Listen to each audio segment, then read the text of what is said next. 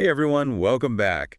Ready to dive deep into another fascinating corner of music history. Always up for a good deep dive. This time we're tuning our frequencies to the world of trance music. Ooh, nice. A genre that's all about energy, emotion, and let's be honest, those epic drops. Exactly.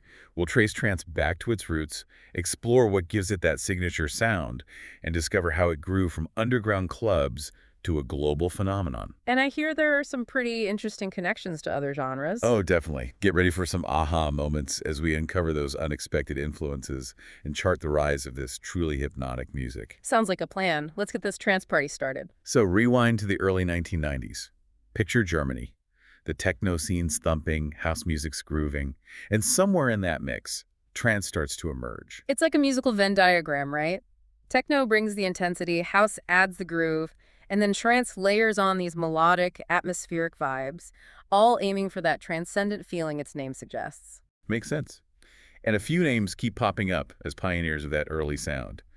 Sven Väth, Paul van Dyk, Cosmic Baby. Legends, all of them. But here's what's really cool.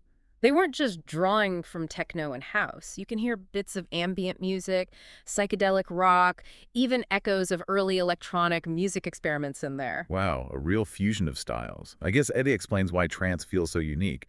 It's drawing from all these different wells of inspiration. Exactly. It took those elements and blended them into something fresh and exciting. And speaking of what makes trance tick, let's talk about that signature sound. What is it that gets people moving, lost in the music? Well, you can't have trance without that driving 44 beat.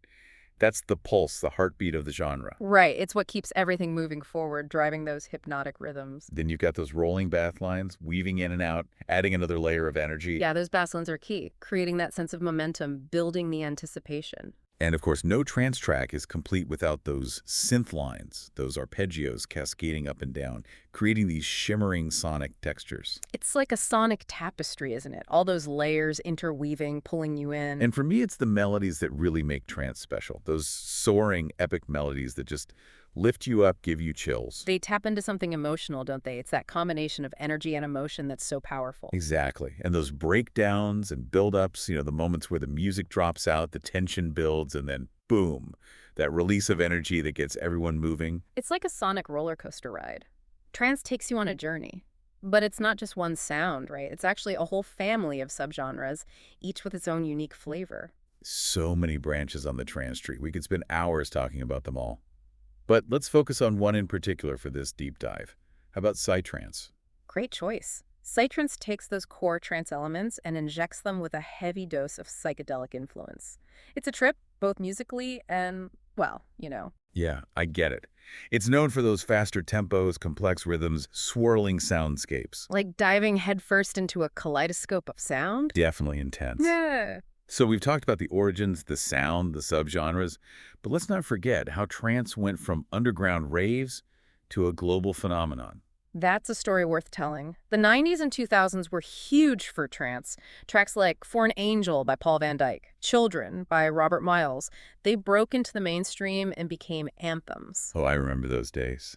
Hearing those tracks for the first time, feeling that energy in a packed club, it was electrifying. It was more than just club music, it was a cultural moment. And those legendary clubs and events like Gatecrashers in the UK, Trance Energy in the Netherlands, they became pilgrimage sites for trance lovers worldwide. Right. These weren't just places to hear music, they were centers of a community, a global community united by this shared love of trance. And that community aspect is so intertwined with trance culture, isn't it? Those core rave values of inclusivity, energy, and that shared pursuit of euphoria. Yeah, it goes deeper than just values. Trance events create such a strong sense of community because the music itself encourages a different kind of connection. How so? Think about it. The repetitive beats, those hypnotic melodies, everyone moving to the same rhythm, it breaks down barriers. It's almost like a form of nonverbal communication. I see what you mean. It's like everyone's on the same wavelength, sharing that experience together. Exactly. And that creates a powerful feeling of unity of belonging. It's more than just a party. It's a shared experience. That's beautifully put. So what's next for trance? It's already come so far. Well, new artists are constantly pushing the boundaries, experimenting with sounds and technologies, and digital platforms have opened up a whole new world, making trance more accessible than ever. It's exciting to see how it's evolving. It is, but I think the essence of trance, that focus on emotion, melody, and creating that feeling of unity, that's what will ensure its legacy in the world of electronic music. It's a genre that speaks to the heart and soul. We've journeyed through the history of trance, explored its soundscapes, and felt the pulse of its vibrant community. Quite a trip, right? It has been. And as we wrap up this deep dive, I'd like to leave you with a question to ponder.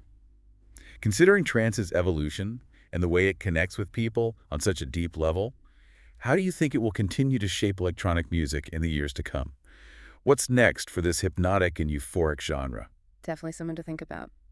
Thanks for joining us on this trance adventure. Until next time, keep the music flowing.